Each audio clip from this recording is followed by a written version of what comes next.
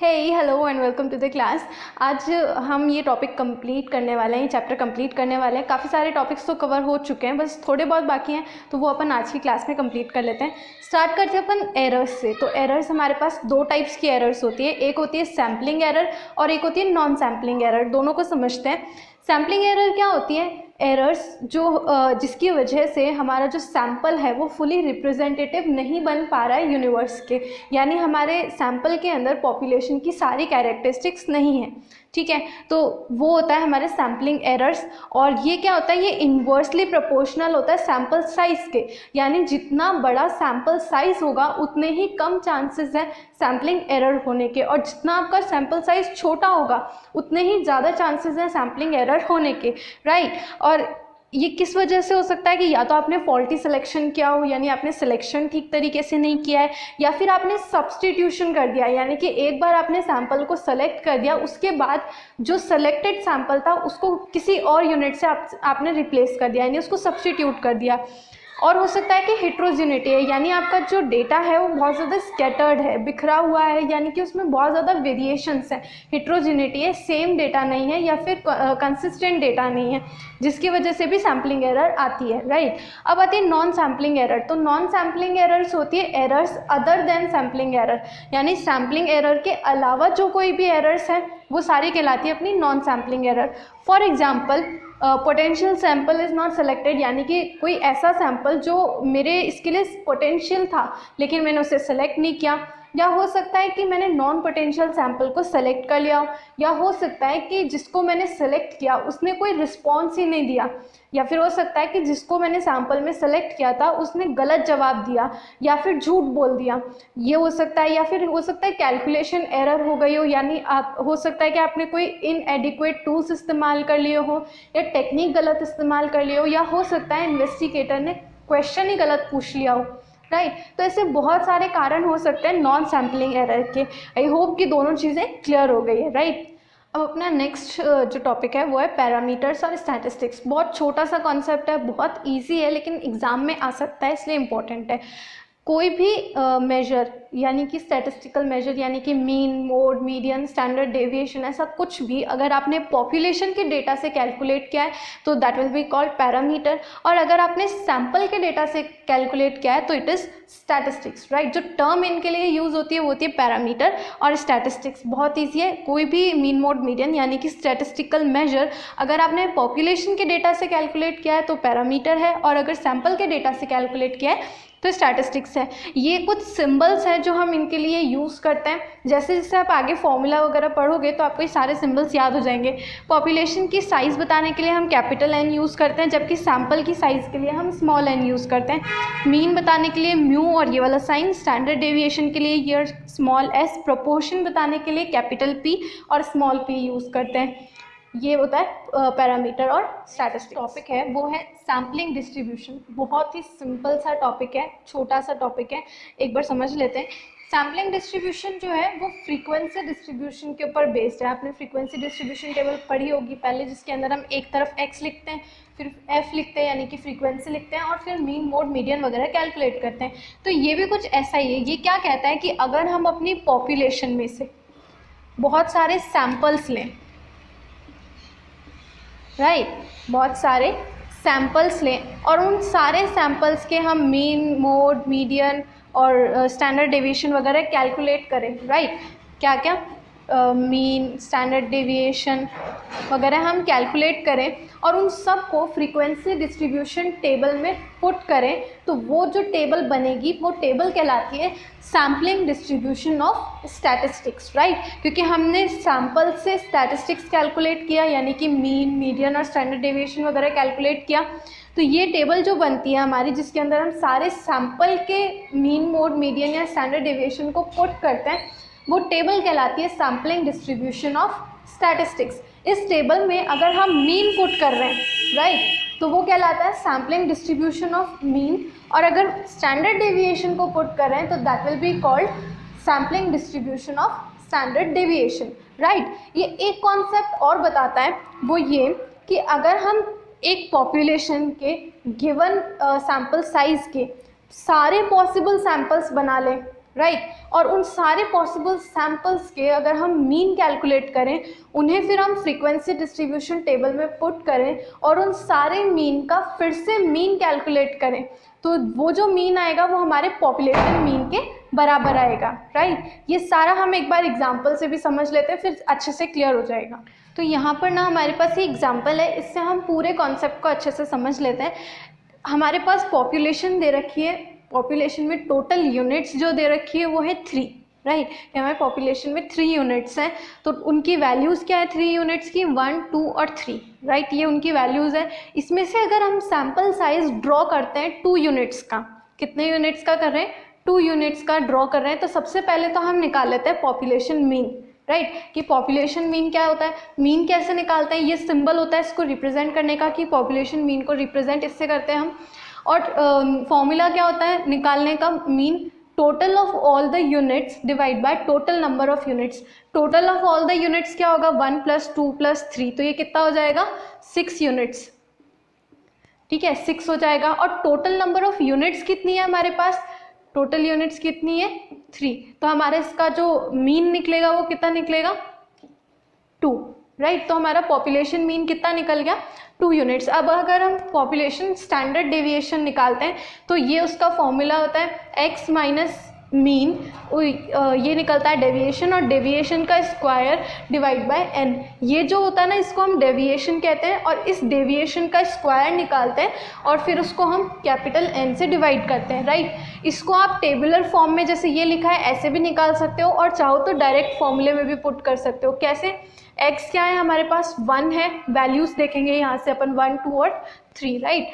तो 1 minus mean कितना निकला अपना 2, तो 1 - 2 का स्क्वायर, फिर प्लस 2 - 2 का स्क्वायर प्लस 3 - 2 का स्क्वायर। ये जो 2 है ये अपना मीन है, पॉपुलेशन का मीन है, राइट। तो 1 - 2 का स्क्वायर प्लस 2 - 2 का स्क्वायर प्लस 3 - 2 का स्क्वायर, ये 1, 2 और 3 अपनी वैल्यूज़ है पॉपुलेशन की, राइट। ये तो निकल जाएगा अपना सम, इसको बोलते हैं समेशन, राइट। ये जो सिंबल होता है इसको समेशन कहते हैं। तो सम ऑफ ऑल द यूनिट्स हो गया, राइट, ये हो गया। अब divide by capital N, capital N कितना है अपने पास 3 है वहाँ पे, तो इससे हम अगर कैलकुलेट करेंगे तो 1 - 2 होता है 2, 1 - 2 होगा माइनस का 1, और माइनस के 1 का स्क्वायर करोगे तो आ जाएगा फिर से प्लस का 1। 2 - 2 0, और 0 का स्क्वायर करने से भी 0 ही आएगा। 3 - 2 भी 1 होता है, 1 का स्क्वायर करने पे फिर से 1 आएगा अपने पास, तो डिवाइड बाय 3, ये कितना हो जाएगा 2/3, और ये अपने पास रूट में है सारी वैल्यूज़, तो ये वैल्यू भी रूट में रहेगी। ये क्या आ गया √2/3 स्टैंडर्ड डेविएशन की वैल्यू आ गई अपने पास, राइट। अब अपन कैलकुलेट करते हैं वो जो थ्योरी अपन ने पढ़ी थी कि सैम्पलिंग डिस्ट्रीब्यूशन क्या होता है, उसको कैसे वैल्यूज पुट करते हैं, वो सब। अपन ने क्या कहा था कि आप पॉपुलेशन के एक गिवन सैम्पल साइज के लिए जितने पॉसिबल सैम्पल हो सकते हैं वो सारे ड्रॉ करो, राइट। तो अपना पॉपुलेशन है 3 यूनिट्स का, सैम्पल साइज हमने डिटरमाइन किया 2 यूनिट्स का। अब 2 यूनिट्स के कौन कौन से सैम्पल बन सकते हैं, जैसे 1 और 2, 1 और 3 और 2 और 3, बस यही कॉम्बिनेशन बन सकते हैं, इसके अलावा तो कोई पॉसिबल सैम्पल हो नहीं सकता। अब देखो टोटल ऑफ वैल्यूज़, क्योंकि अपन को मीन निकालना है ना, तो उसके लिए अपन को टोटल ऑफ वैल्यूज़ करना पड़ेगा। ये आ रहा है टोटल ऑफ वैल्यूज़ 3, 4 और 5। अब सैम्पल मीन निकालने के लिए अपन क्या करते हैं, total of all the units divide by total number of units. Total of all the units तो अपन ने निकाल लिया। अब टोटल नंबर ऑफ यूनिट्स कितनी है अपनी 2 सैम्पल साइज है, तो टोटल ऑफ यूनिट्स भी 2 ही हुई, यहाँ पे 2 यूनिट्स ही तो है, राइट। तो टोटल ऑफ वैल्यूज़ को हम डिवाइड करेंगे नंबर ऑफ यूनिट्स से, तो 3 को डिवाइड किया 2 से, तो कितना आ गया 1.5, इसको डिवाइड किया 2 और इसको डिवाइड किया 2.5, राइट। ये अपनी वैल्यूज़ आ गई। अब अपन को इसका टोटल निकालना है, इन वैल्यूज़ का टोटल निकालोगे कितना आएगा 2, 4, 5 और 6, कितना आ गया 6 आ गया, राइट। अब अपन निकाल लेते हैं पहले मीन का मीन। अपन ने क्या बोला था कि अगर हम सारे सैम्पल्स के पॉसिबल सैम्पल्स के मीन निकाल लें, तो ये तो हो गई अपनी सैम्पलिंग डिस्ट्रीब्यूशन ऑफ मीन, क्योंकि यहाँ पे हमने सारे मीन रिप्रेजेंट कर दिए, राइट। फिर अपन ने क्या कहा था, उन सारे मीन का अगर हम फिर से मीन निकालें तो वो पॉपुलेशन मीन के बराबर आएगा, ठीक है। तो कैसे आएगा, इन सब का मीन का टोटल कितना आ रहा है 6, तो यहाँ पे अपन ने वैल्यू पुट करी 6। अब के क्या है यहाँ पे, टोटल पॉसिबल सैम्पल्स जो अपन ने इसके अंदर लिखे थे, कितने हैं 1 2 और 3 सैम्पल्स हैं। तो ये कितना हो जाएगा, 3 को इससे डिवाइड 6 को 3 से डिवाइड करोगे तो कितना आएगा 2, और यही तो अपना पॉपुलेशन का मीन आ रहा था। तो ये क्या कहता है कि अगर हम सारे पॉसिबल सैम्पल्स के मीन निकालें और फिर उन सारे मीन का दोबारा से मीन निकालें तो वो पॉपुलेशन मीन के बराबर होगा। तो यहाँ पे जो ये है मीन का mean is equals to population का मीन, राइट। क्लियर हो गया। अब निकालते हैं अपन डेविएशन। डेविएशन होता है डिफरेंस, राइट। किसका डिफरेंस, एक्स का उसके मीन से डिफरेंस। हम तो ऑलरेडी मीन निकाल रहे हैं और फिर हमने मीन का मीन निकाला है, तो यहाँ पे डेविएशन कैसे निकलेगा, इस मीन में से हम ये वाला मीन माइनस करेंगे, यानी 2 माइनस करेंगे। 1.5 में से अगर 2 माइनस करोगे तो कितना आएगा 0.5, और वो भी माइनस का आएगा, लेकिन डेविएशन में हम ये लगा देते हैं। इसकी वजह से हमारी सारी वैल्यूज किस में आती है, पॉजिटिव आती है, राइट। हम माइनस साइन को इग्नोर कर देते हैं। फिर 2 में से वापस 2 माइनस करोगे 0, 2.5 में से 2 माइनस करोगे तो कितना आएगा 0.5। इसका हम क्या निकालेंगे, अब डेविएशन निकालेंगे। तो डेविएशन क्या आएगा 25.25, ये तो 0 और ये होगा 0.25, तो इनका टोटल कितना आ जाएगा 0.50, इसका टोटल, ठीक है। तो यहाँ पे स्टैंडर्ड डेविएशन निकालने का फॉर्मूला वही है, बस x को रिप्लेस कर दिया मीन ने और मीन को रिप्लेस कर दिया मीन के मीन ने, राइट। तो यहाँ पे हम जो वैल्यू लिखेंगे ये टोटल ये वाली वैल्यू है, तो ये कितनी है 0.50 डिवाइड बाय k क्या है अपने पास 3 है, ये अपन ने लिख दिया 3 और ये लगा दिया इसके ऊपर बार। अब हम इसको सॉल्व कर सकते हैं।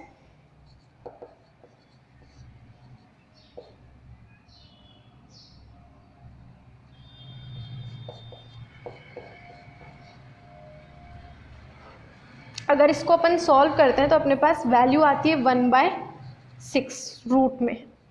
मैं बता देती हूँ आपको कैसे कैलकुलेट किया। 0.5 था और अपॉन में 3 था, ये पॉइंट हटा तो नीचे 10 आ जाएगा। 5 1 जा 5, 5 2 जा 10, ऊपर कुछ नहीं बचा 1 है सिर्फ, और नीचे 3 2 जा 6। इस तरीके से हमारे इसकी वैल्यू आ जाएगी √1/6, राइट। ये तो हो गया अपना standard deviation of sample, right. अब अपन ये जो अपन ने सैम्पल से डिटरमाइन किया है, जो कैलकुलेट किया स्टैंडर्ड डेविएशन, इसी सैम्पल के स्टैंडर्ड डेविएशन को हम पॉपुलेशन के स्टैंडर्ड डेविएशन से भी निकाल सकते हैं अगर अपने पास वैल्यूज गिवन है तो। कैसे निकालेंगे, ये फॉर्मूला होता है पॉपुलेशन के मीन से सैम्पल का मीन निकालने का। क्या फॉर्मूला है, पॉपुलेशन का mean divide by number of units जो सैम्पल की है वो, उसका रूट, और यहाँ पे ये वैल्यूज़। तो अपन वैल्यूज़ पुट करके देखते हैं। ये था अपने पास √2/√3, अगर अलग अलग करके भी रूट लिख सकते हैं, मल्टीप्लाई बाय ये अपने पास क्या है 3 यूनिट्स है, सॉरी 2 यूनिट्स है अपने पास, तो √2 हो जाएगा। n minus n, n capital N कितना है 3 और स्मॉल n कितना है 2, यहाँ पे 3 माइनस 1, तो अपने पास वैल्यूज़ ये 2 से ये 2 कैंसिल हो जाएगा। यहाँ पे बच गया अपने पास 1/√3 और यहाँ बच गया 3 माइनस 2 यानी कि 1/3 माइनस 1 √2।